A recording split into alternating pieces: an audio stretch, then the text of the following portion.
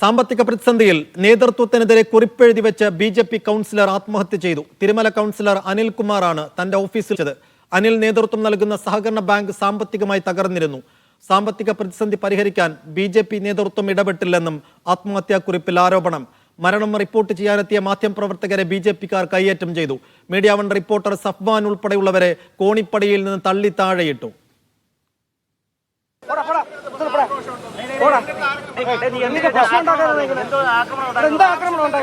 ഞങ്ങൾ കൈകാര്യം ചെയ്തു.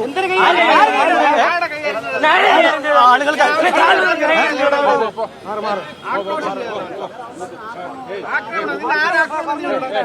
സഫ്വാൻ, വിശദാംശങ്ങളുമായി സഫ്വാൻ, എത്ര മോശം പ്രതികരണമാണ് പ്രവർത്തകരുടെ ഭാഗത്തുനിന്നുണ്ടായത് എന്ന് ദൃശ്യങ്ങളിൽ തന്നെ വ്യക്തമാണ്.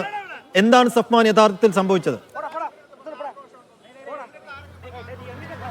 സൈഫുദ്ദീൻ, ഈ തിരുമല കൗൺസിലർ ബി.ജെ.പി. കൗൺസിലറും ബി.ജെ.പിയുടെ ജില്ലാ ജനറൽ സെക്രട്ടറിയുമായ അനിൽകുമാറിൻ്റെ മരണം റിപ്പോർട്ട് ചെയ്യാൻ തിരുമലയിൽ നമ്മൾ എത്തുന്നത് ഒരു 11 മണിയോട് കൂടിയാണ്. അദ്ദേഹത്തിൻ്റെ മരണവാർത്ത അറിഞ്ഞാണ് നമ്മൾ അവിടെ എത്തുന്നത്.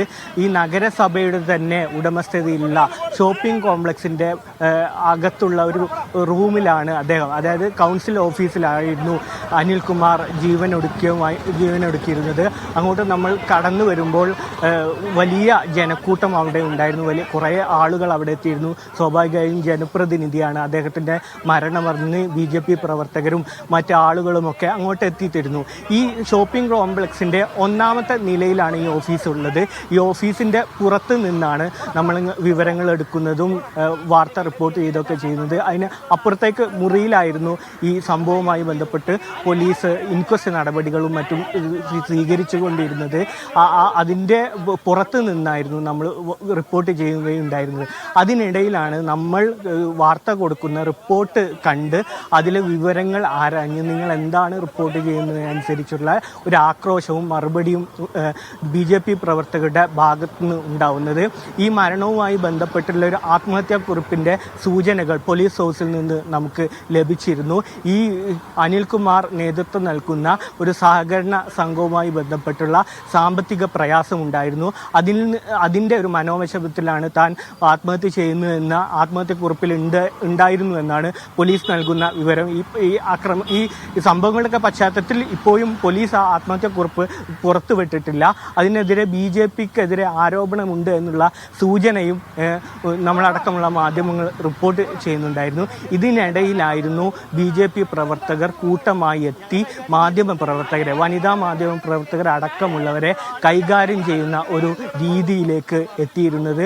ആദ്യഘട്ടം നമ്മൾ ഈ ലൈവ് റിപ്പോർട്ട് ചെയ്യുന്ന സമയത്ത് ഈ സംഭവത്തിന് ഈ കൗൺസിലറുടെ ഓഫീസിൽ നിന്നോ മുറിയിൽ നിന്നുള്ള സമീപത്ത് നിന്ന് മാറി തന്നെ റിപ്പോർട്ട് ചെയ്യുന്ന സമയത്താണ് ഈ ബി.ജെ.പി. പ്രവർത്തകർ കൂട്ടമായി എത്തി മാധ്യമ പ്രവർത്തകരുടെ റിപ്പോർട്ടിംഗ് തടസ്സപ്പെടുകയും തെറി വിളിക്കുകയും മറ്റും ചെയ്യുകയും വനിതാ പ്രവർത്തകരെ വരെ മോശമായ രീതിയിൽ കൈകാര്യം ചെയ്യുന്ന ഒരു അവസ്ഥ ഉണ്ടാവുന്നത്. ആ സമയത്ത് പോലീസ് ഇടപെട്ട് നമ്മളെ അവിടെ നിന്ന് നമ്മുടെ ഒരു സുരക്ഷയെ കരുതി തന്നെ അവിടെ നിന്ന് മാറ്റാൻ ശ്രമിക്കുന്നു. ഇത് ഞാൻ നേരത്തെ പറഞ്ഞ പോലെ ഒരു ഷോപ്പിംഗ് കോംപ്ലക്സിൻ്റെ 1ാമത്തെ നിലയിലാണ് ഈ സംഭവം. ആ സമയത്ത് നമ്മുടെ ക്യാമറ ടീം അല്ലെങ്കിൽ മറ്റ് ഡ്രൈവർ ടീം അടക്കമുള്ള ആളുകൾ ഇറങ്ങിപ്പോകുന്ന സമയത്ത് ഇവർ കൂട്ടമായി എത്തി, ഈ ബി.ജെ.പി. പ്രവർത്തകർ കൂട്ടമായി എത്തി സ്റ്റെയറിൽ നിന്ന് നമ്മുടെ തള്ളിയിടുന്ന ഒരവസ്ഥയാണ് ഉണ്ടാവുന്നത്.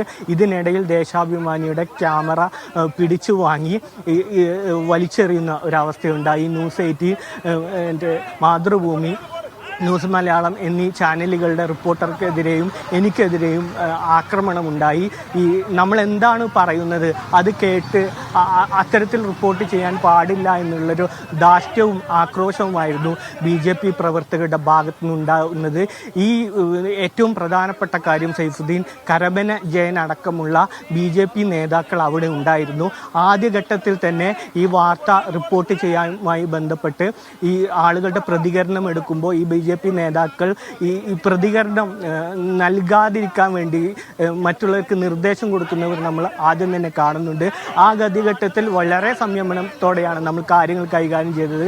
കാരണം ഒരു മരണം നടന്ന സമരമാണ്. എല്ലാവരുടെ അടുത്തും മൈക്ക് വെക്കുന്ന ഒരു സമീപനത്തിനപ്പുറത്തേക്ക് വളരെ സംയമനത്തോടെ നമ്മൾ വിവരങ്ങൾ എടുക്കാൻ